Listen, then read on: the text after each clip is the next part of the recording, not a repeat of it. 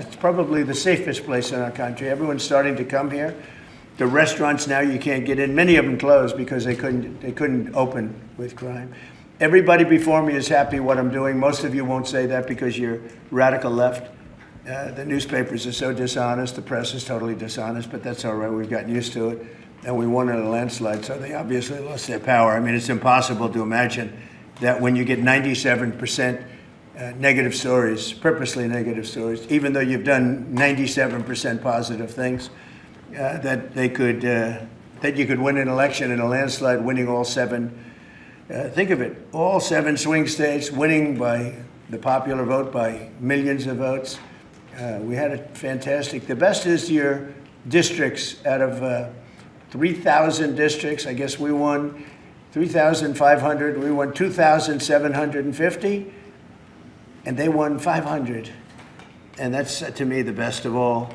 And we had tremendous in every way, the election. And it's hard to believe you can do that when you have a corrupt media. But many of you are corrupt, and it's nothing we can do about it. But we keep winning, and we're going to keep winning. And this whole story on crime is incredible that the Democrats wouldn't be with us.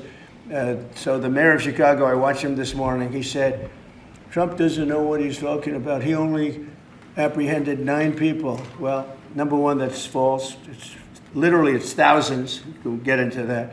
But more importantly than anything, we took guns away. We have some of the worst career professionals out of the country already. They've been taken out of the country, and some are in solid confinement because these were killers. We arrested some very bad people. And in the last 11 days, again, I hate to say it because it sounds so ridiculous, but in the last 11 days, we've had no murders. And that's the first time that's taken place in years, actually years. We always have a murder a week. They call it a murder a week. You come here from Iowa, you come here from Indiana, you come here from Idaho, because you're so proud of your country, you love your country, and then you get murdered. Your son gets murdered, your daughter gets murdered, you get murdered. See the media, you get murdered. Many of you have been mugged in Washington, you just don't want to talk about it. And I know that every time I do this with you almost everything, but every time I do this with you, people are saying to yourselves, he's right, and then you write a negative story. But we are doing an incredible job. The people behind me are amazing. We're working very well with the Washington police, as you know. The D.C. National Guard is unbelievable. We're also getting tremendous help from Secret Service. And we are at a point where Washington is booming again. People are pouring in like we haven't seen for years. Nobody wanted to come here. They didn't want to come here and get murdered. I have a friend of mine who has a very successful son. And I said, where is your son going to be this weekend? He said, he's going to Washington with his friends. I said, really? Yeah, he's wanted to do it for 4 years, but he couldn't do it because it was so unsafe. And he's a tough kid, too. It's so unsafe. And he ended up staying 3 nights, going out to restaurants all 3 nights. He said it was so beautiful, so peaceful, because all the criminals are either arrested or they're hiding, and we're finding the ones that are hiding. So I want to thank Pam Bondi. I want to thank our vice president. I want to thank everybody standing behind me. Because they are really, Gaddy, you've been unbelievable, by the way. They have done an unbelievable job. They're working 24 hours a day. And Washington, D.C. is now in great shape. I'm going to be working with Clark Construction, which is by far your biggest construction company. And we're going to also beautify Washington. We're going to rip down the broken medians, fix them. We're going to put asphalt on the roads. We're not ripping them apart like these stupid people do. They rip a road. They rip a road down to the dirt, and then they spend 5 years in building the new one, and then it starts settling. You know, the whole thing is so crazy. And they'll spend hundreds of millions of dollars on a road. I'll spend about $2, and it'll look better. So we're going to be replacing medians. We're going to be replacing much of the asphalt in the road, which in the city, which is in bad shape. We have great stripers. We have great contractors. But we have to let them do the thing. The Congress has said that they'll give us whatever money is needed to fix up the Capitol. This is the Capitol. And we're not going to spend a lot. It's going to go fast. And it will be spotless. And we want it spotless for the World Cup and for the Olympics.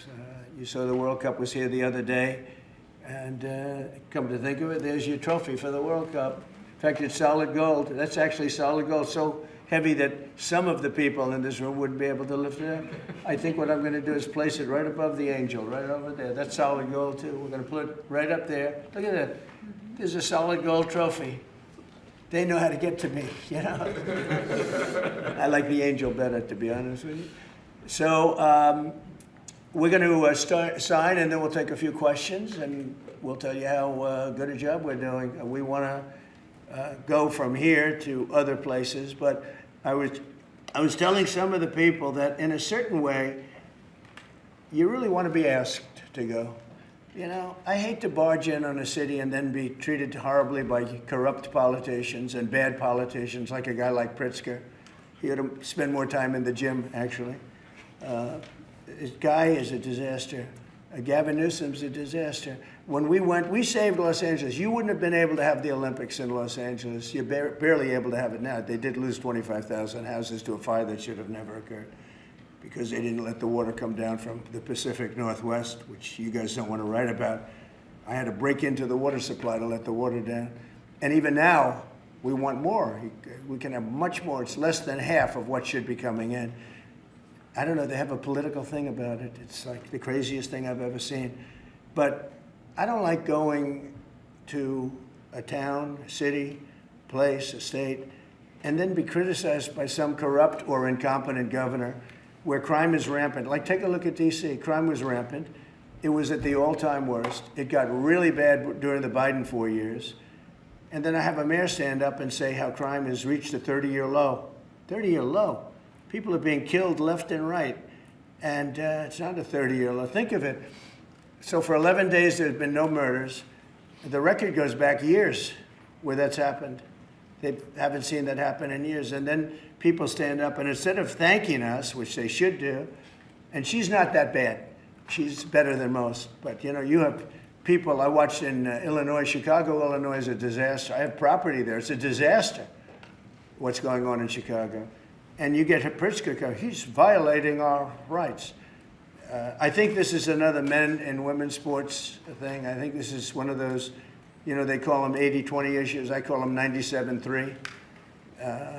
I think the Democrats better get smart. And, you know, politically, I hope they don't. But actually, in terms of love for the country, I hope they do, because it would be good to work together. So I'm thinking about, you know, when I have some slob like Pritzker criticizing us before we even go there, I made the statement that next should be Chicago, because, as you all know, Chicago is a killing field right now. And they don't acknowledge it. And they say, we don't need him, freedom, freedom. He's a dictator, he's a dictator. A lot of people are saying maybe we like a dictator. I don't like a dictator. I'm not a dictator. I'm a man with great common sense, and I'm a smart person. And when I see what's happening to our cities, and then you send in troops, instead of being praised, they're saying you're trying to take over the republic. These people are sick. But I'm really saying, and I say this to all of you, in a certain way, we should wait to be asked, because they have cities that are so under control, you know, out of control. So we go in and fix it. They take the full credit for it, and they go out and say, I heard it this morning. They're saying how well they've done over the last 10-day period, that they set record lows. They don't say that we're there with very tough people, by the way. They have to pass the toughness test. Otherwise, they're not working for us. So, and we're allowed to do that now, according to the United States Supreme Court decision. Now, they have to pass a toughness test. If they're not tough, we don't want them for this job. They might be great for other jobs, but not for this job, because they're respected. You saw the gang of kids. They were all huddled up, and a group of soldiers walked up. They never even got over. Those kids ran back to their homes or wherever the hell they came from. They were gone. This is one of the safest cities right now in the world, as crazy as that sounds. And it took 7 days. It took really 3 days, but we're now in our 11th day. So I want to thank you. So we had all of these things, 439 illegal alien criminals have been removed, and we have 6 known gang members, some of the worst leaders of gangs anywhere in the country, MS-13 and Tren de Aragua. We have 2 missing children that have been recovered. They thought they were gone. We brought them back to the family. The family started crying. They couldn't believe that they saw their child again. 49 homeless encampments have been removed. Like, we have the head of South Korea coming in a little while, the president, and he drives down the street. Already, his people have told me, he said, what happened? It's so clean. We always came here, it was filthy dirty with homeless and papers all over the road. That's the other thing. Those roads are swept immaculate, but they're going to be much better in a few months when we put a topping on them. They're going to look like they're brand new. We'll get rid of those rusty old medians that have been crashed into 1,000 times, and they don't fix them. They just let them, they lay them down on the road and they sit there for months. But we don't do that. We don't run things. We run things like we run this. We like clean, we like beautiful, and we like safe, and that's what we're getting. So I'll start signing the executive orders. To me, this is a very, very big deal. One of the executive orders has to do with cashless bail. That was when the big crime in this country started. And I can tell you who did it, when, but I don't want to do that because others followed pretty quickly. But that was when it happened. Somebody kills somebody, they go in, don't worry about it, no cash, come back in a couple of months, we'll give you a trial. You never see the person again. And I mean, they kill people and they get out.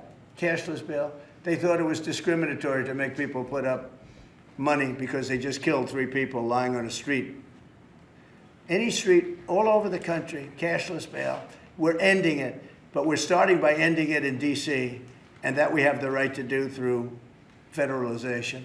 Okay, let's go. Could I ask you to say exactly what this is? Of course. So as you've consistently identified, sir, cashless bail policies are a key driver of the disorder we see on city streets all over America. Catch and release system allows criminals to keep going back out onto the street and reoffending. What this executive order does, it charges your attorney general with identifying jurisdictions all over the country that have cashless bail policies, and then it withholds or revokes federal funds and grants that are flowing to those jurisdictions to ensure that we're only supporting the people who have reasonable common sense policies around crime. So what area does it cover? Potentially anywhere that has a cashless bail policy. So some of the largest cities, some of the most left-wing states in America Almost have adopted. all of them, right? Illinois would be a great example of that, sir. Oh, they have a great cashless bail. You don't even have to go to court sometimes. No, Illinois, I love that state. It's a great state, but it's run so badly by Pritzker. They threw him out of the family business and he becomes governor. Now he wants to run for president. I don't think that's going to happen. Okay, we'll sign right here, right? Sir. So important. And this isn't Republican, Democrat. This is, and by the way, most Democrats agree with us. But this is just, we got to bring our country back. Okay? That's a big one. Also on the issue of cashless bail, sir, this is a DC-specific executive order. In addition to the measures that we're taking that are quite similar to what we're doing around the country, in DC in particular, the objective is holding as many criminal defendants in federal custody and subjecting them to federal charges as possible. That means that they'll be held pre-trial in federal jail as opposed to just being cut back out on the streets due to a cashless bail policy. Okay? And we have the room. And by the way, the prison they have in DC is horrible. It's horrible. People were subjected to live in that dog trap for so long, so unfairly. I have stories, you'll be hearing about them. That prison is horrible. Okay? This is an executive order that contains a number of additional measures relating to crime and law enforcement in Washington, D.C. It charges, for example, your Secretary of Defense with establishing specialized units in both the D.C. National Guard and the National Guard units around the country, specifically trained and equipped to deal with public order issues. It charges all of your various federal law enforcement agencies with hiring additional personnel to allow them to surge personnel to Washington, D.C. to deal with the current emergency here. It does a number of other things in that space, and it also asks the Attorney General to look at D.C. Metropolitan Police general orders that have currently impeded law enforcement efforts in the city, and to potentially look at unwinding those that are stopping the police from doing their job effectively. And are we going to ask this to be codified by Congress, all of these things? I think we could potentially, yes, sir. I think so. I think we should. I think we'll get it. I think Democrats will vote. Well, I don't know. It's hard to believe that they might not, but I think Democrats will actually vote for this.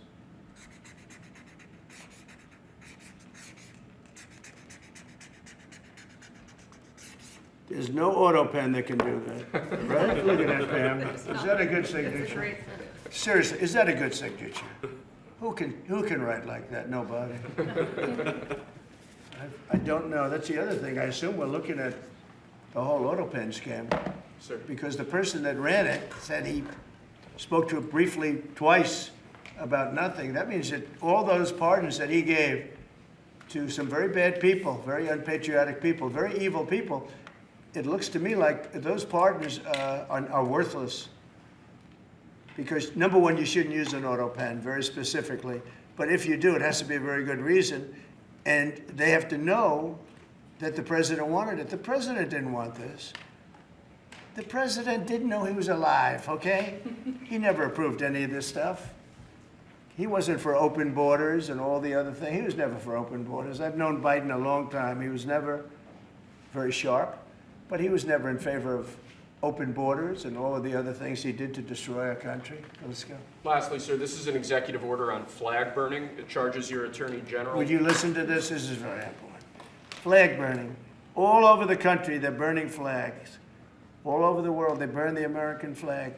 And as you know, through a very sad court, I guess it was a 5-4 decision, they called it freedom of speech. But there's another reason which is perhaps much more important. It's called death. Because what happens when you burn a flag is the area goes crazy. If you have hundreds of people, they go crazy. You can do other things. You can burn this piece of paper. You can, but when you burn the American flag, it incites riots at levels that we've never seen before. People go crazy. In a way, both ways. There are some that are going crazy for doing it. There are others that are angry about them doing it.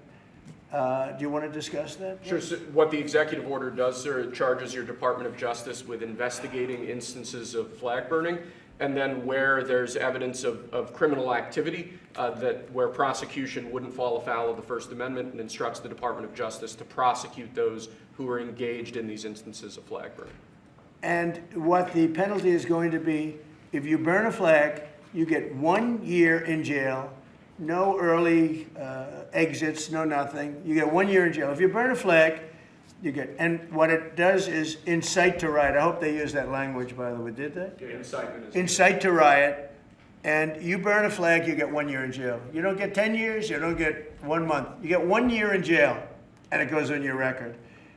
And you will see flag burning stopping immediately, just like when I signed the Statute and Monument Act. 10 years in jail if you hurt any of our beautiful monuments. Everybody left town.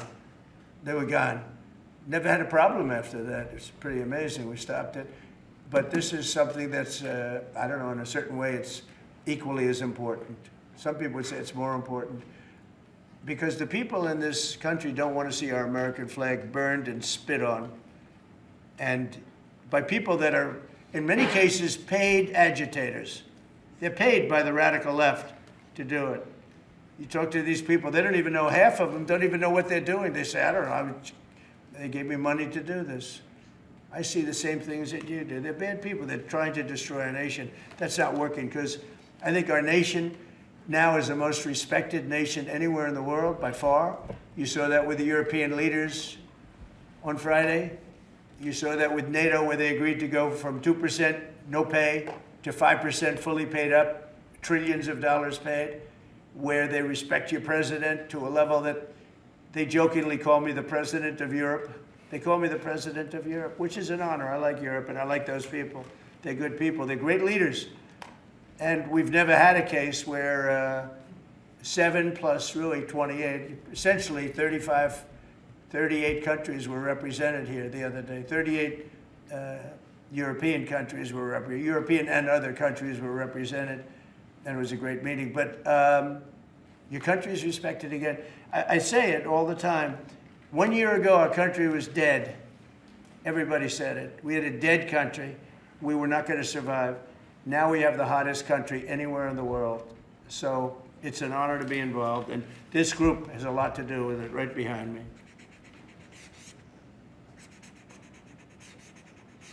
Does anybody behind me have anything? Pam, would you like to say something? Sure, President. Thank you for keeping D.C. safe. You know, just a couple examples of a mother, a single mom, whose house was burglarized, and the defendant got out on cashless bail, went back the next night and burglarized her house again. That's why this is so important. A man got in a fight with another guy. He had a gun. He was let out. Next night, he got out, went back and killed him. So that's why it's so important, President, what you're doing. And thank you for protecting the American flag. And we'll do that without running afoul of the First Amendment as well. And President, I think I think Gaddy Serralta had something he wanted to give you on behalf of all the law enforcement who are out there every single night. Yes. Thank you for putting me in charge of this surge as the director of the United States Marshal Service. It's the oldest law enforcement agency. It was created in 1789. So on behalf of all the federal law enforcement agencies that we're working with and those that have yet to join the team, we thought it was only appropriate to present you with an honorary United States Marshal Service badge. And this badge comes with this little item right here, which is a handcuff key, Mr. President, because you continue through your policies and your efforts with your staff to unhandcuff law enforcement officers all over this nation. And I can tell you personally that they thank you for that. Thank you. That's beautiful. So you can continue unhandcuffing law enforcement. That's a very great honor. I'll save that and put it someplace up, which is important. Thank you very much, Gary. I appreciate it. Thank you very much. Really nice. Thank you. That's very nice. Thank you. Well, we love those people. They're brave and they love our country and they don't want to see it. Do you know how many people volunteered for this job? And before I ask the VP to say a few words, because he feels very strongly about it, I think it's very important, Pam, that when we do this, that a state they come and ask us. I mean, I see Pritzker saying, we don't want them. In the meantime, his city is being shot to hell. And they do that politically. And they probably do want it. If we didn't go to Los Angeles, you would literally have had to call off the Olympics. It was so bad. And the sheriff and the law enforcement people, but the sheriff said, and he came out very strongly, he said, if we didn't have these people, we were not able to control it. Now, 4 days later, after we had it totally under control, we did that quickly. He changed his tune a little bit. Well, I think we could have done it, you know. They were dead. If we didn't send in the troops, Los Angeles was dead, the Olympics was gone, the World Cup was gone, everything was gone. We did a great job. And Newsom, he's an incompetent governor. But I think people should want us to be there because otherwise all they'll do is complain as we do our job. So we'll have to think about that, okay? We go in, like in Washington, we go in and the people that are here that have been doing, I don't want to say terrible because she happens, you know, she's a nice woman, I guess. I don't care about if she's nice, you know, I really don't care. I want her to do, I'd rather have her be horrible but do the job. But we come into Washington and we have the 11 best days they've had here in 2 centuries. I mean, they've never seen anything like it. Let's go 2 decades. In over 20 years, they haven't seen anything like what happened. And now they're out there saying, we don't have crime in Washington. Well, that's true. For 11 days, you don't have crime. But before that, everybody was getting hit and mugged, and you people could not walk to your office without security. That's how unsafe it was. So I think we should really let them have their city, let their city go to hell, and when they come and beg us to help. The only problem is we want to save it for the people, because the people want us there. The people here, 95% of the people here want us. The real people, not the people you find on, I don't know where you find these people. You have one person that has a broken nose, where'd you get it? Well, I was mugged, good. Do you want to see Trump here with, no, I don't want. The woman has a broken nose. She got mugged. But she's saying she doesn't want any protection. It's all made up fake news. It's just fake news. I don't know where you find these people. Anyway, would you say a couple of words, please? And then I'm going to ask JD to say something. You have done an unbelievable job in a short period of time. Thank you, Mr. President. Highly recommended by you-know-who, right? Yes, sir. You want to say his name? Mr. Youngkin, Governor right. Youngkin. Yes, sir. We stole you from Governor He called Youngkin. me. Right. He called me. Glenn Youngkin called, and he said, I have somebody who's really fantastic. And based on that recommendation, here you are. You've done a fantastic job. I appreciate it. Thank you, Mr. President. Thank you. Go ahead. The men and women of the Metropolitan Police Department are back. They enjoy doing their job again. They feel the ability to go out and be law enforcement officers. They feel that they're connected to their communities again. They are making a difference. Thanks to you, Mr. President, and our federal task force, you are making DC safe once again. Good. Thank you, sir. It's going to get better and better. Well, it can't get much better. There's no crime. I read where crime's down 89%. I said, really? Who are the 11%? Okay? There's no crime. JD, please. Yes, sir. Well, thanks, Mr. President. Thanks to the incredible team here. You know, I want to echo something the President said, where you say there haven't been murders in a couple of weeks in D.C., and it doesn't sound good, but then you talk to local law enforcement, and I didn't realize this, that this town averaged one murder every other day for the last 20, 30 years, which means that in 2 short weeks, the President and the team have saved 6 or 7 lives, people who would have been killed on the streets of D.C., who are now living, breathing, spending time with their families, because the President had the willpower to say, no more. We're not going to give the streets of D.C. over to vagrants and robbers and murderers. And the last point I want to make, sir, to your point about we want people to welcome us, to ask us, because look at Governor Pritzker in Illinois, or Governor Newsom in Los Angeles, or Governor Moore in Maryland. They are angrier about the fact that the President of the United States is offering to help them get their crime under control than they are about the fact that murderers are running roughshod over their cities and have been for decades. Why are Democrat governors angrier about federal law enforcement helping clean up their streets than they are about the fact that those streets need to be cleaned up to begin with? It shows a real sickness in the head. And I agree with the President of the United States. I think most Democrats, rank and file, nobody likes crime. Republicans don't like crime. Democrats don't like crime. Independents don't like crime. Why are Democratic governors doing everything in their power to make crime easier to do in their cities? It doesn't make an ounce of sense to me. But, Mr. President, I appreciate you being willing to help. And I hope these governors take you up on the offer, because we should clean up all of America's streets. It's the right of every American to live in safety and comfort in their community. And we've got the people to do it. They're signing up like they've never signed up before. Our military, as you know, during the campaign, nobody was signing up. We were way short of their goal, we were understaffed. Nobody wanted to be in the military. Nobody wanted to be a policeman. Nobody wanted to be a fireman. They didn't want anything to do with the country. We had an incompetent, grossly incompetent president who, frankly, should not have been there.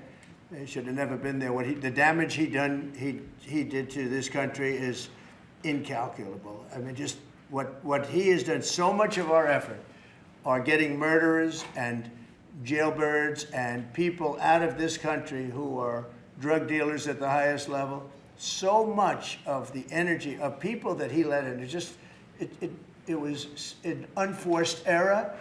But I don't think they think it's an error. But I don't believe he believed it. It was the radical lunatics that surrounded this guy at this desk, who are brilliant people, but with the wrong philosophy. There were some brilliant people, but they're evil people, and they're going to be brought down. They have to be brought down because they really hurt our country. But we're getting it back very quickly. And I'll tell you something, our country's now it's stronger. I think we're more respected than we've been respected in 100 years. It's a whole different ballgame. JD, could I ask you, Yes, sir. You gave a stat on murders here. What were the numbers? You said in a short period of time, how many people were murdered? Local law enforcement told me, sir, that in the past 20 or 30 years, D.C. has averaged a murder every other day. That's, 200 murders a year, 150, 250, but about every other day a person has been killed on the streets of Washington, D.C. We've been doing this for 2 weeks.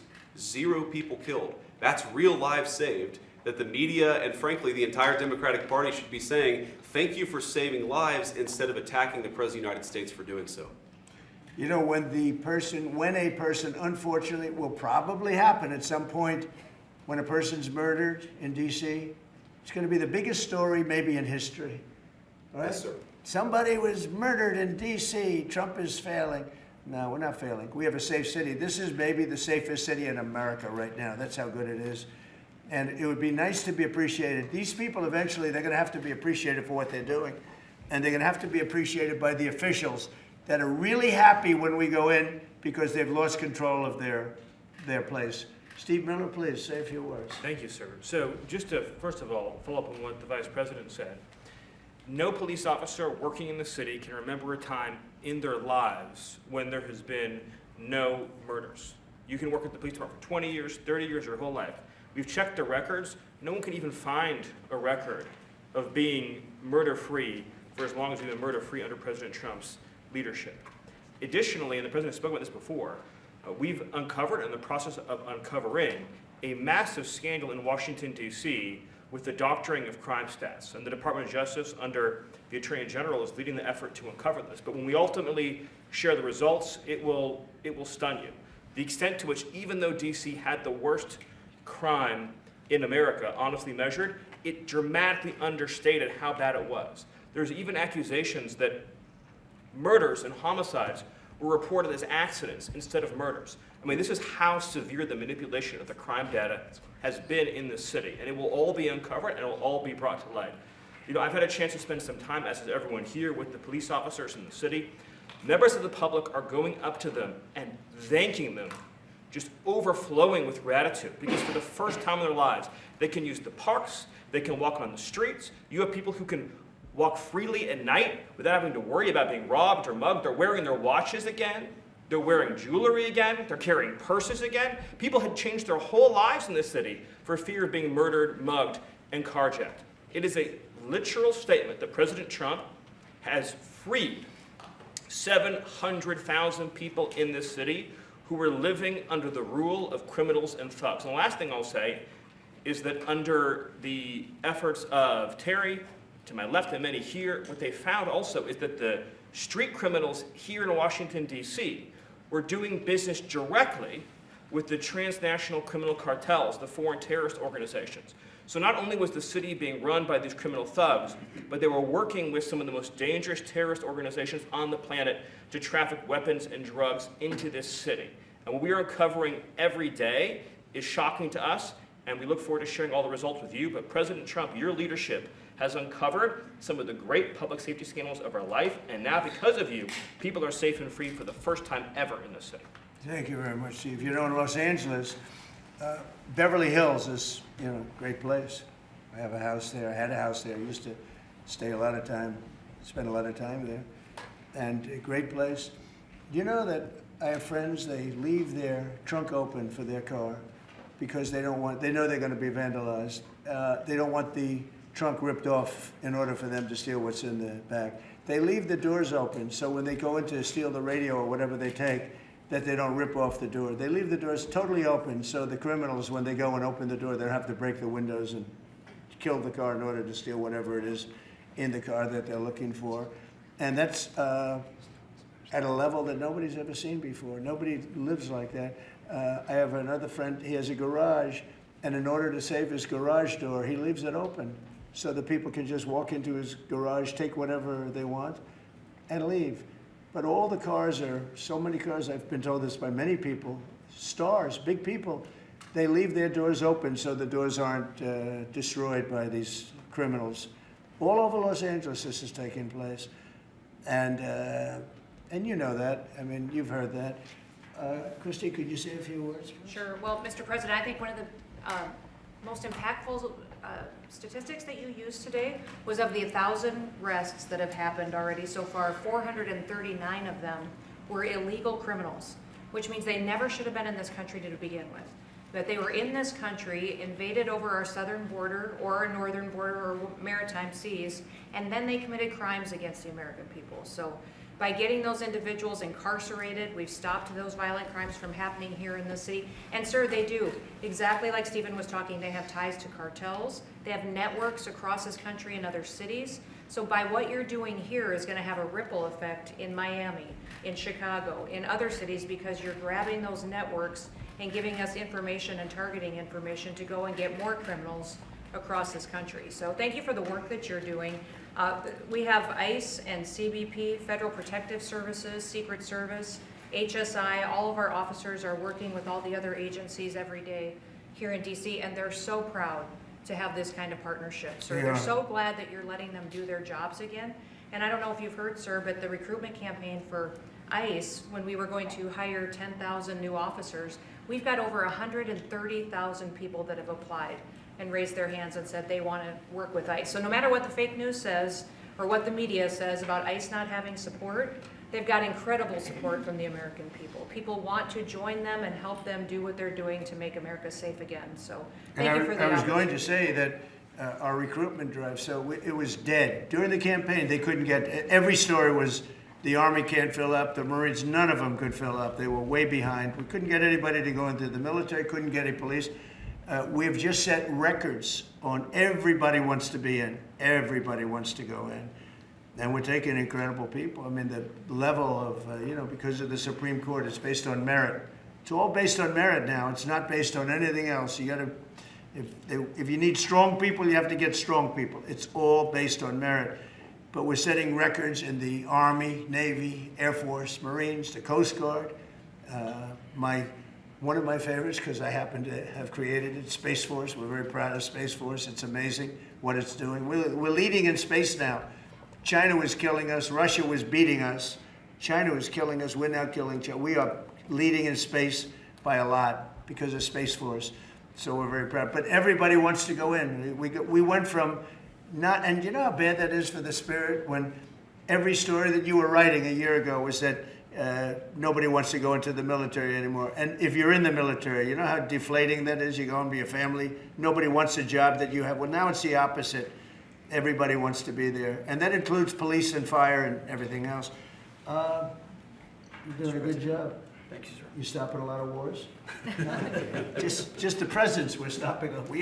We've stopped 7 wars, and really the number is actually 10. We're not including a couple, and we're not including in there what we did with Iran, stopping their nuclear play. They would have had within a month or two, they would have had a nice big nuclear weapon to use. That's not going to happen. That won't happen.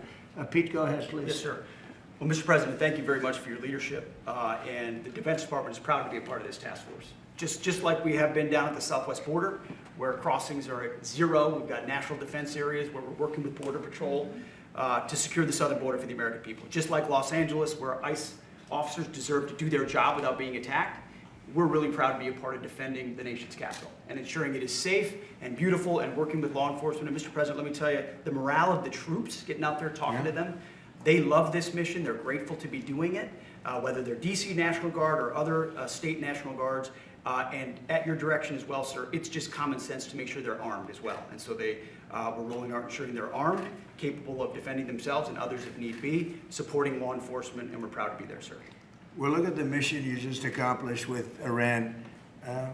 36 hours back and forth, flawless. Every bomb hit its target. They went right down those chutes, dark at night, no moon, no nothing. Every target, every bomb went right down. They have a chute that goes right down deep into the mountain. And they shouldn't have put ventilation in, I can tell you, because we use that for our advantage. But what they did, and we had the pilots and even the people that took care of the planes, we had a whole group of people at the White House a couple of weeks ago. And you know, I didn't realize this, but they said, we've been looking at their predecessors, and then these were the pilots. They said, we gave them beautiful medals. And I'll show you the medal. Gave them a medal just like this. See? Just like that. They were so happy. Gave a lot of them out for that. It was an incredible job. You know, we had 52 tankers. People don't realize, so that they could refuel. We had many fighter jets, F-22s, F-35s. We had many. It was an amazing operation. It was flawless. Compare that to the operation when they went in with the helicopters crashing and everyone running around the desert, and the prisoners being taken. And that was Jimmy Carter. And what a horrible thing. This was the exact opposite. This was the exact opposite of what they did in leaving a very, very nice place. The Taliban runs a tough operation in Afghanistan, and I think it was the most embarrassing day in the history of our country. That was Biden. I was leaving, and we would have left through strength, tremendous strength. We would have kept Bagram, which is the air base, one of the largest runways in the world, one of the most powerful. You could land anything on it, many, many feet thick. You don't build them that way anymore. You can't. But we left it, and now China's occupying that air base. This was the most incompetent administration in history, the Biden administration. And You're just lucky that they lost, because if they won, you wouldn't have a country anymore.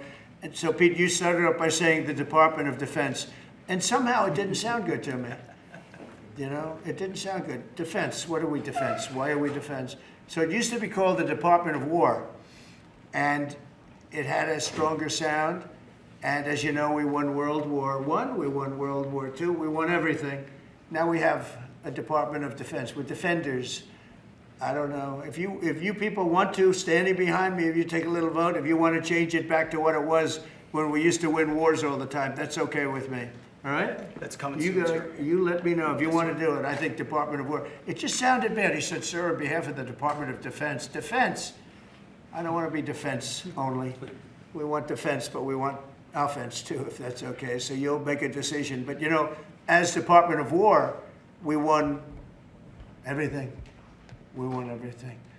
And I think we're going to have to go back to that. In the meantime, I've stopped all of these wars. I've stopped them. A big one would have been India and Pakistan. But we stopped them all. We stopped 3 wars. Go to Africa. They like to say, oh, you know, let me tell you, I love black people. And I did great with the vote with the black people. But they say, he's a racist, he's a racist. I said, really? For 35 years, a war raged between Rwanda and the Republic of the Congo. And it was a vicious war. 9 million people were killed with machetes, largely. Hatchets, machetes. That went on for more than 30 years, but 34, 35 years. And I stopped it. In fact, the presidents are coming in a week or two to sign we have the foreign ministers, it's all signed, the war stopped. But I got it stopped and saved a lot of lives. The Congo, it's deep into deepest, darkest Africa. I got that war stopped. Nobody else could have done that. We did a lot of jobs. We did a lot of wars were stopped that nobody thought would even be possible. Now, I'll tell you what, the war with India and Pakistan, that was the next level. That was going to be a nuclear war. They already shot down 7 jets. That was raging. And I said, you guys want to do trade? We're not doing any trade. We're not doing anything with you if you keep fighting. You got 24 hours to settle it. They said, well, there's no more war going. And I used that on numerous occasions. Trade, I used I used whatever you had to use. But we got 7 of them stopped. And the one I thought would be easiest, frankly, was going to be Russia and Ukraine. But that turns out to be some big personality conflicts. It's one of those things. But we're going to get that stopped eventually. We're going to get that stopped too. 7,000 soldiers died last week. Think of that, 7,000. I usually say 5,000, but 7,221 soldiers died last week in the fight between Ukraine and Russia. And they're not our soldiers, but they're souls. They're living souls, and they leave their homes, and they wave to their parents, and their parents are so proud as they leave in a beautiful uniform, and a week later they get their head blown off by a drone. New form of military. It's a whole new form of fighting. So I would just like to thank the people that are behind me. Thank you very much. You've done a fantastic job. I appreciate it very much. We're doing a real job, and I'm so proud of DC. I passed it 2 days ago, and all the garbage is off the streets. It's terrible. I came in a month and a half ago. I'm driving down and I see garbage all over the place. The streets were a pigsty. Like I won't use the city's names, but you know what I'm talking about. There are plenty of them outside of this country and inside of this country. Baltimore is a horrible, horrible deathbed. It's a deathbed. I know Governor Moore said, oh, he wants to take a walk with me. He meant it in a derogatory tone. I said, no, I'm the president of the United States. Clean up your crime and I'll walk with you. But it's tremendous crime. But he was trying to be derogatory. He doesn't have what it takes.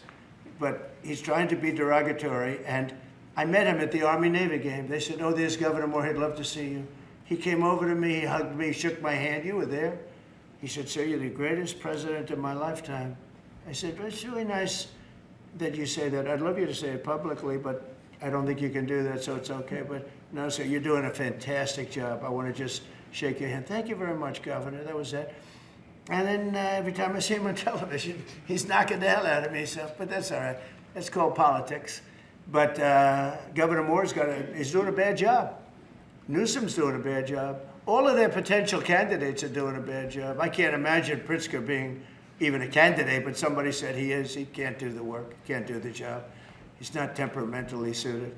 So I just want to thank you all for being here. Do you have some questions? Mr. President, is the Pentagon, and maybe the Secretary of Defense can weigh in too, is the Pentagon preparing for military deployment to Chicago? And with what you said there, are you waiting for the governor? We're ready to go anywhere. We have want me to call you, a though? full complement of great human beings. We're full. You know, our military is full. We were way empty 1 year ago. Now we're full. So we can go anywhere on less than 24 hours notice. Are you waiting for the governor? And we're doing a lot to interdict to stop drugs from coming in too. We have ships out on sea.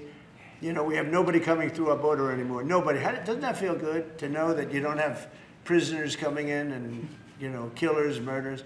We had 11,888 murderers come in, led in by the Biden administration. Many of them have been captured, but we still have a couple of thousand that are out there. Some of them, 50% of them killed more than one person, okay? But a lot of them have been captured. What they've done to our country, these people that circle this moron that we had behind this desk, what they've done to our country is unthinkable. It's unthinkable. I mean, if you think so much of our time is devoted to correcting a problem that all they had to do is say, close the borders. Remember when he said, well, I have no power to close the border. I have to go back and get an act from Congress. I didn't get an act from Congress. I came in, I said, close the borders. And Tom Homan, who's not here, has been fantastic, Christy, right? Yes. Tom Homan is great. He's a fantastic man and respected by everybody. But I said, Tom, close the borders. Christy, close the borders. The borders were closed. We didn't go to Congress and get permission. We just closed the borders. And in the last 3 months, hard to believe this one too, in the last 3 months, we've had 0 people come into our country illegally through the southern border. Nobody would have said that's possible. Yeah, please. Thank you, Mr. President. Today, MS-13 gangbanger and human trafficker Kilmar Abrego Garcia turned himself into ICE in Baltimore. Do you have any comment on this? And why are the Democrats so emotionally attached to this man who beats his wife and is part of a terrorist organization? Because they think he's going to be good for votes, and I think he's very bad for votes. These people are deranged. He's not good for votes. He beat the hell out of his wife. His wife is afraid to even talk about him. She's been mauled by this animal. And, you know, through a system of liberal courts, you know, he's doing things. But, no, we have that under control. And Pam has got that very much under control. Do you want to comment on it, Pam? No, we've got him under control. He will no longer terrorize our country. He's currently charged with human smuggling, including children. The guy needs to be in prison. He doesn't need to be on the streets like all these liberals want him to be. And as part of this operation here in DC, we've also taken off MS-13 members. We've taken, I think just last night, we got a TDA guy off our streets right here, right around from where we all work. Another TDA member gone because of this project. So we're going to keep America safe from all of these foreign terrorist organizations, including Abrego Garcia. Okay. Mr. President, President, If we could get your reaction, sir. The Israelis bombed a hospital in Gaza that killed 20 people, including 5 journalists. When did this happen? This happened overnight, today. I didn't know that. No. Any reaction to this? Are you Well, going I'm to not talk happy to Prime about it. Minister? I don't want to see it. At the same time, we have to end that whole nightmare. I'm the one that got the hostages out. I got them out, all of them. Steve Witkoff has been amazing. He's done a great job. But I'm the one that got them all out through my people and through me. And now we're left with probably a little bit less than 20 because I think 1 or 2 are gone. And I said a long time ago, I'm going to get them out, but when we get down to that final 10 or 20, these people aren't going to release them because they're dead after they release them. So it's a nasty situation, very nasty, horrible thing. Mr. Yes. President, could you please elaborate on your post on South Korea? What were you referring to? Well, I heard that there were raids on churches over the last few days, very vicious raids on churches by the new government in South Korea, that they even went into our military base and got information. They probably shouldn't have done that, but I heard bad things. I don't know if it's true or not. I'll be finding out. As you know, your new president's coming in just a couple of hours, coming here. I look forward to meeting him. But we won't stand for that. We just won't stand for that. Sorry, Yes. Mr. President, Are you on the- prepared to order National Guard troops, though, into American cities if those governors don't request the federal deployment? I am, but I also think that, look, Chicago, everybody knows how bad it is. Everybody standing there knows. We know. You don't have to be doing any studies. They should be saying, please come in. Pritzker should be saying that. You know, I did a favor for Christy Whitmer, a good favor, I think, with the fish, the carp, the China carp. Did you ever hear of it? China carp. And it's taken over your Great Lakes. You know about that, right? And she came and she wanted to know if it's possible for us to do something about it. And I said, well, I'll do it. But I think it's appropriate that the person from Illinois, the governor from Illinois, asks also. It's a tremendously expensive project, actually. It's invasive, it's horrible what's happened. And we can do it with GSA and various people. But we can do it, we're gonna just have to see what happens, okay? We're gonna have to see what happens. Do you believe that you have the legal But authority the to order governor those of troops? Michigan came, was very respectful, asked for it. She's done a good job. I did that. I opened the Air Force Base, you know, kept it open for F-35s and various planes, F-22s too. I did that for the state of Michigan at her request. And I will, and also at our congressmen. You know, we have congressmen that are unbelievably pro-Michigan up there. But some of this stuff, like the lakes, the Great Lakes, this is a big problem that nobody ever talks about. Most of you probably have never heard of. We have a pretty violent fish that comes from China, China carp, Chinese carp. And you see them jumping out. They jump into boats and they jump all over the place. They've got a lot of energy. And there's a way of getting rid of them. It's very expensive. And I didn't get a request from the governor of Illinois, is affected maybe more than anybody else, right? And I think until I get that request from that guy, I'm not going to do anything about it. And I feel the same way about crime. We go in, we will solve Chicago within 1 week, maybe less, but within 1 week, we will have no crime in Chicago, just like we have no crime in DC. But, you know, I don't like to go in and do it and then have somebody stand up and say what a great job he's doing on crime. And we don't want the military in our state. We don't want the military. Do you understand? Do you understand that? Yeah, these governors will say So I don't know. there is no We're going to emergency have a little response. meeting, I think. You know, I feel like we go in and we do it, like here. To a lesser extent with the mayor. She hasn't been terrible, but she hasn't been, you know, exactly saying, oh, great. She did say last night, I heard her say that, well, we really don't want the military in D.C. Well, that's, you know, not very nice, I guess. That's a little bit of a hit. But she's not as bad as some.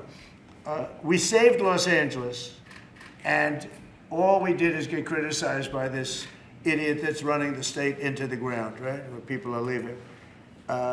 He should be thanking us, and he should be requesting us to be there. And the governor of Illinois should be. Chicago's a disaster. And the governor of Illinois should say, President, would you do us the honor of cleaning up our city? We need help. They need help. They need help. So are you But waiting without for that request, do you think you have the We authority? may wait. We may or may not. We may just go in and do it, which is probably what we should do. The problem is, it's not nice when you go in and do it and somebody else is standing there saying, as we give great results, say, we don't want the military. They need help badly. Chicago desperately needs help. Just look at the crime statistics. Look at the statistics that JD said about, even I didn't know it was that bad. That's terrible. But all I know is we're being celebrated because we went an entire week. Now it's 11 days. We went an entire week without a murder. And I said, boy, that sounds terrible. I didn't know how to, I actually made a speech. I didn't know how to say it because it's a great number. It's a great thing. But it sounds so bad. I mean, supposing you're from a foreign country, which is properly run, and they don't have murders and things, right, so much, or in some cases virtually at all. And you have somebody saying, I'm proud to announce that nobody was murdered in the capital of the United States this week. It sounds terrible, but Mr. President, what about Governor Gavin Newsom, you mentioned Gavin Newsom on crime. Gavin Newsom, yes. Is there a federal mechanism you're hoping to use to fight back against his redistricting constitutional amendment, or is that Well, I think California? I'm going to be filing a lawsuit pretty soon, and I think we're going to be very successful in it. We're going to be filing it through the Department of Justice. That's going to happen.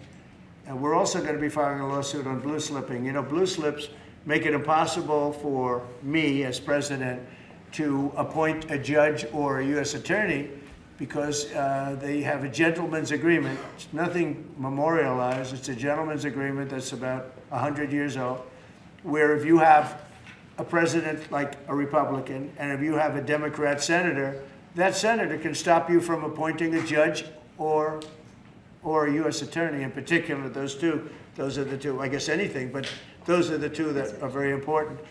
So we have numerous states where we have unbelievable people. Now, Jay Clayton was just approved in the Southern District, but he was so good.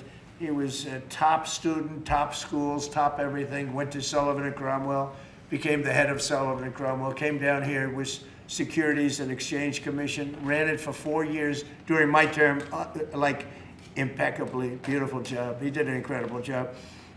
And we went to court, and the judges, Democrat judges, voted that he could. That's the only way you get by it. But generally speaking, you can't do that because you'll have judges from the other party. So Jay Clayton just got approved, and he's in, but he didn't get approved by the senators. He got approved by the court system in New York, which was a great thing. And I had a big victory in New York, I might add. I saved myself $500 million with a fake, corrupt attorney general, a really corrupt person with a corrupt judge who was disgraceful, and they're being mauled right now by everybody. It's so corrupt, and it kept business out of New York, stuff like that. But the appellate division vacated all of that stuff that you read about, and we're going to do a big number on that whole thing. You can't have a corrupt court system. You can't have that. You have to have borders, and you have to have a free press. Otherwise, you don't have a country. But you'll be hearing about the blue slipping, because if you have not, you don't need two senators. You just need one Democrat senator with a Republican. The only person that I can get approved are Democrats or maybe weak Republicans, but we don't want that. But the only person I will be able to get approved in any of those states where you have a Democrat I can't get a U.S. attorney. I can only get a Democrat U.S. attorney. And this is based on an old custom. It's not based on law, and I think it's unconstitutional, and I'll probably be filing a suit on that pretty soon. Yeah, please. During the campaign, you called Kamala Harris a communist, but the Biden-Harris administration, they never called for nationalizing a private company with the federal government like you're proposing with Intel. What do you say to some who say this is a bit hypocritical, and is this the new way of doing industrial policy? Yeah, sure it is. I want to try and get as much as I can. If people come in and they need something, as an example, as a real estate person, if I have an agreement and I have any form of a stopgap where I can stop somebody from doing something, right? I have a covenant in an agreement, and they come to me and they say, would like to do something, but you have us restricted. If I do that, they usually have to pay. Now, in the case of Intel, it was interesting, but I hope I'm going to have many more cases like it. Intel came in. I met with the gentleman. I had a lot of respect for him. He came in under a little bit of a cloud. I liked his story. I thought he was good. I think he really means to do a good job with Intel. I said, I'd like to ask whether or not you'd give, you know, because the story, a lot of people said I invested in Intel. I didn't invest, but I invest my heart in it and my soul because I want the country to be strong. But I said, I'd like you to give 10% of Intel to the United States of America. Not to me, to the United States of America. And I said, if you have them as a partner, you have the United States as a partner, I think that would be a very good thing for Intel. And he thought about it, a little bit different, and he said, I like that idea very much. We have a deal. And I just made $10 billion or $11 billion for the United States of America. And yeah, there will be other cases. If I have that opportunity again, I would do that. And then, you know, you do have stupid people say, oh, that's a shame. It's not a shame. It's called business. If somebody's willing to give you 10% of a company and you're not paying for it, And I will tell you, with a company like Intel, as you know, it's had difficulty. I want them to do well. I want them to do well anyway, but I want them to do well in particular now. But isn't public ownership of a private company a new way of doing business in the business of the United States? Isn't that what you were sort of rejecting? So are tariffs. So, as you know, the stock market went up almost 1,000 points on Friday. And it went up not because of this very, I think, terrible, hello? Who's that? Who is that back there? All right, get out of the room. It went up because of something much different. It went up because it was announced, CBO announced the numbers, and as you know, they gave no credit to tariffs. They said they made a mistake, that the trade deficit will be reduced because of Trump's tariffs, will be reduced by $4 trillion, right? Is that what they said, right? They said $4 trillion, and the market went up like a rocket ship because the tariffs are good. Well, tariffs aren't that usual. If the 7 wars I stopped, 4 of them were because of the fact that I had tariffs and trade. And I was able to say, well, if you do this, if you go fight, and if you want to kill everybody, that's okay, but I'm going to charge you each 100% tariff when you trade with us. You know what? They all gave up. I stopped 7 wars. Numerous of them was because of tariffs. So, you know, you never knew the word tariff. It didn't exist really, essentially, in this country until actually in the 1870s up till 1913 it existed. And we were the richest country. We were richer then, proportionately, than at any time in the history of our country. And then, stupidly, in 1913, they said, let's go to the income tax way of life. Let the people pay instead of foreign countries. No. We're taking in trillions of dollars in tariffs, and we're stopping wars because of tariffs. So that's not so normal either. But you know what? Other countries did it to us, and now we're doing it to other countries. You ruled out boots on the ground in Ukraine, but how would air support as part of a security guarantee be any different? Those U.S. Well, you airmen... really went from one question to the next. You go from one. I expected he'd at least challenge me a little bit. Now we're talking about boots on the ground. But U.S. air assets over the skies of Ukraine as part of a security guarantee, wouldn't those U.S. airmen also be in danger? You don't know what security guarantee is because we haven't even discussed the specifics of it, and we'll see. Number one, Europe is going to give them significant security guarantees, and they should because they're right there. But we'll be involved from the standpoint of backup. We're going to help them. And I think if we get a deal, and I think we will, but if we get a deal, you're not going to, I don't believe you're going to have much of a problem. But we'll back it up because I want to stop seeing people being killed. You know, when Biden was here, he gave $350 billion. You know this from covering business. $350 billion to Ukraine. I said that Zelensky's the greatest salesman I think I've ever met, better than P.T. Barnum, because he'd come to the country, he'd walk out with $50 billion every time. He actually came here once, he walked out with $100 billion. We're up to $350 billion. I got $1 trillion worth of rare earth that we have from the country because I felt badly for our taxpayer. But I did something else at the NATO meeting. They are wealthy countries, but they weren't paying. And we don't pay any money to Ukraine anymore. Do you know that? In fact, it's the opposite. They request through NATO, we deal with NATO. We don't deal really with Ukraine. NATO requests missiles. They want Patriots. They want missiles. We give the missiles to NATO. NATO pays us in full and does what they want. I mean, I think they give them mostly to, they can do other things with them too because we're dealing with NATO. We pay no money to Ukraine. We gave $350 billion to Ukraine. You know, if we didn't give that kind of money, and I was the one that gave the javelins, if you remember. I gave the javelins. They were very effective. They say Obama gave sheets and Trump gave javelins. They were very effective with those tanks right at the beginning. But you would have never had a war if I were president. You would have never had a war. Just to finish, we spend no money on Ukraine anymore. We were getting fleeced by a president that didn't know what he was doing. To be honest, I don't blame Ukraine. I mean, if they come and ask for $100 billion, then they get it. But we were in for $350 billion. Now, We make money. I don't want to make money on Ukraine. I want the war to end because I want to save all those lives. I want to just save, but just so you understand, we're no longer losing money on that thing. We were losing money hand over fist. And now we don't lose any money. Now we sell weapons to NATO. Because NATO agreed, because of me, to go to 5%. They had 2% and didn't pay. Now they have 5% and they're all paid up. So they have trillions of dollars and they give us that money.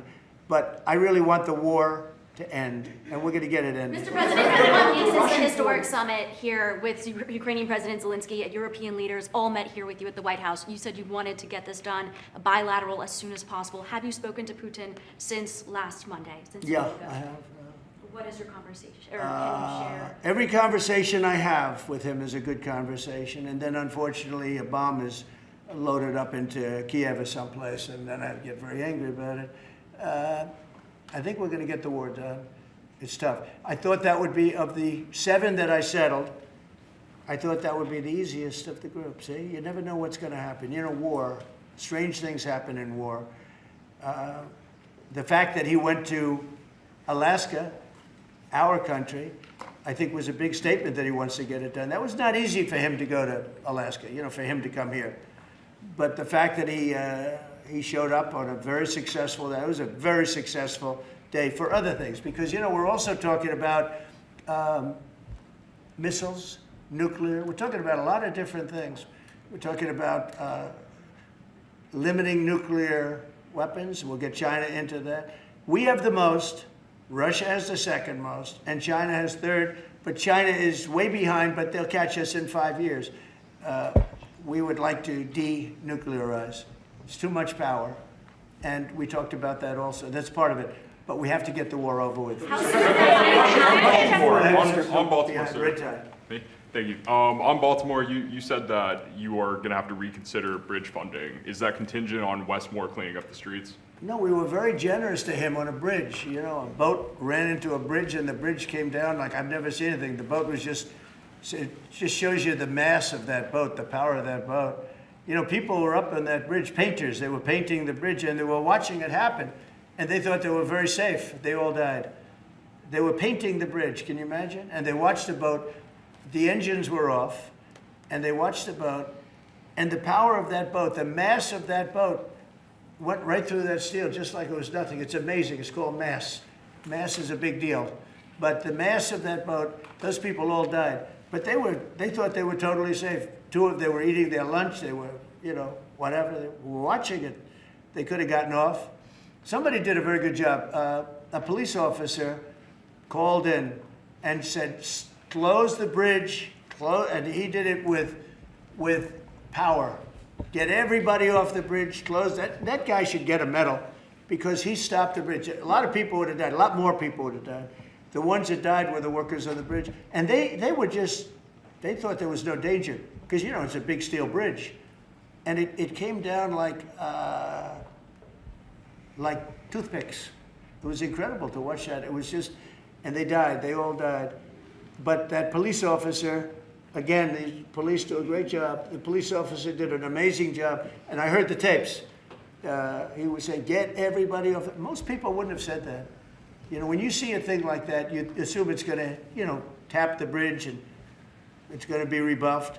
The thing just came down. I've never seen anything like it. So he did a good job. In fact, I think we should get him in for a medal. The man that gave the warning, I listened to him. Everybody get off screaming. Everybody off. He had the sense to realize that this could be a catastrophe as opposed to a ship that, because the engines weren't working, it was just floating. It's an amazing thing that a thing floating like that with no power just knocked it right down like it was nothing. So Let's do that. Let's give him a medal. I've been thinking about it. Mr. President, do you plan to investigate Chris Christie? Say it what? Do you plan to investigate Chris Christie? Look, Chris is a slob. Everybody knows it. I know Chris better than anybody in the room. I always felt he was guilty. But what he did is he took the George Washington Bridge, which is very serious. He closed down the George Washington Bridge. And you had medical people, you had ambulances caught up. This thing was closed down. And obviously he knew about it. But he blamed the young lady that worked for him and another person, and they got into a lot of trouble. She ultimately was, I don't know, exonerated, but she got out of it a little bit. But but she went through hell. She was a young mother, nice person, I knew her a little bit. And another man went to jail, and Chris got off. And so when I listen to Chris speak his hate, I say, oh, what about the George Washington Bridge? You know, tell me about the George Washington Bridge. He blamed other people, but he knew all about it. So no, I don't know if they want to look at it. It's not for me. If they want to look at it, they can. You could ask Pam. I think we have other things to do, but I always thought he got away with murder. Mr. President, do you plan to make an endorsement in the Texas Senate race between Ken Paxton and John Cornyn?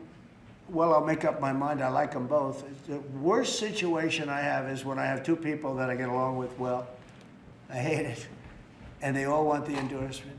You know, I'm almost 100% of the people I endorse win. It's a great honor. And I got, as you know, I got the largest vote in the history of Texas by far. Nobody's ever gotten more votes in the last election. I think in all the elections, the 3 elections, but they like me in Texas.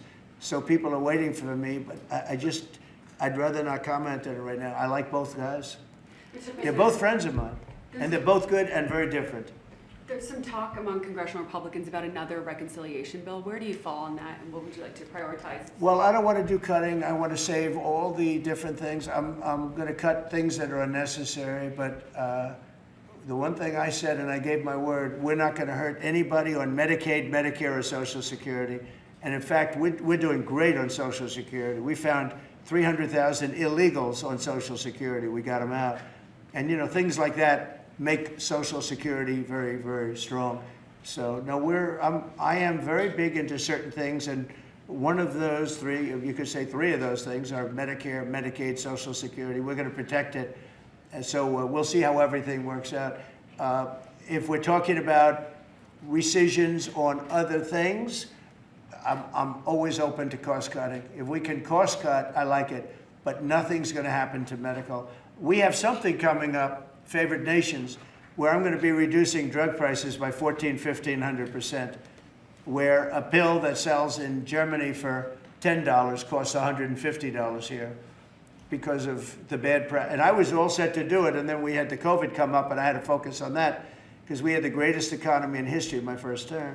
I will tell you that we are going to be doing numbers on the cost of drugs in this country that I'm not talking about a 20% decrease, which would be great. I'm talking about 1,000% decrease. We're talking about where a product would sell for $80 in Germany and $1,300 here.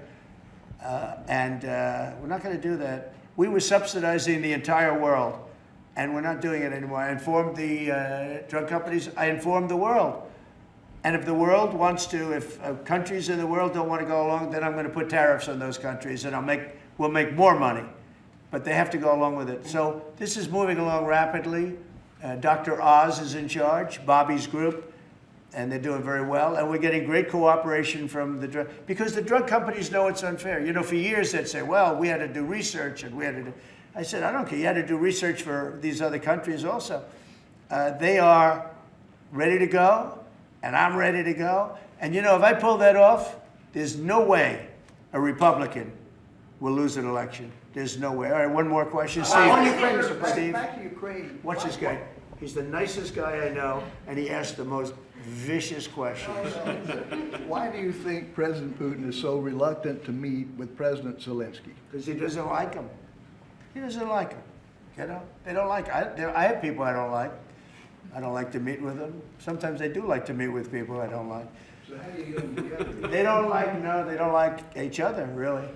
And if we had a real president instead of a guy that got in there with a fraudulent election, if we had a real president, that war would have never happened. Putin actually said, he said, if Trump were president, it wouldn't have happened. Happened for a lot of reasons. Happened because of Afghanistan. When he saw how incompetent Milley was and all these guys were, I think he said, wow, this might be it. Because it was the apple of his eye. It would have never happened if I were president. Mr. President, you have built a relationship with Russian leaders and also North Korean leaders. As they are getting closer, how would that affect your diplomatic approach? Well, I have very good relationships with Kim Jong-un, North Korea. I mean, a lot of people would say, oh, that's terrible. No, it's good. In fact, someday I'll see him. I look forward to seeing him. He was very good with me. We had 2 meetings, we had 2 summits. We got along great. I know him better than you do. I know him better than anybody, almost, other than his sister. His sister knows him pretty well. Now, I know him well, and I got along with him. You know, I'm not supposed to say I really like him a lot, because if I do that, I get killed in the fake news media. But I got along with him very well, and we had no problem. If at the time Hillary Clinton won the election, you would have had a nuclear war. You would have had a nuclear war. We're not going to have a nuclear war. Once that happens, it's over. We're not going to have a nuclear war. No, but Kim Jong-un will meet at some point. I look forward to it, actually. But do you notice that since I came into office, you haven't had a problem with him? Hasn't been, you know, he tests lots of rockets. He does have great capability, I will say that. But I think a lot of good things are happening for our country, a lot of really good things. And the thing we're here today to talk about is crime, and specifically in D.C. I am so proud of what these people, every one of them, what they've done in D.C., because to literally stop crime on a button. I'd walk down that street right now. If I were, friends of mine are going out to dinner now. They haven't gone out to dinner in 4 years. They were afraid, they were petrified. Half the restaurants closed because nobody could go because they're afraid to go outside. Now those restaurants are open, and new restaurants are opening up. It's like a boom town. It's a great thing to see, and I'm very proud of the people behind me. Thank you very much, everybody. Thank you, guys. Thank you, guys. Thank you, guys. Thank you, guys. Thank you.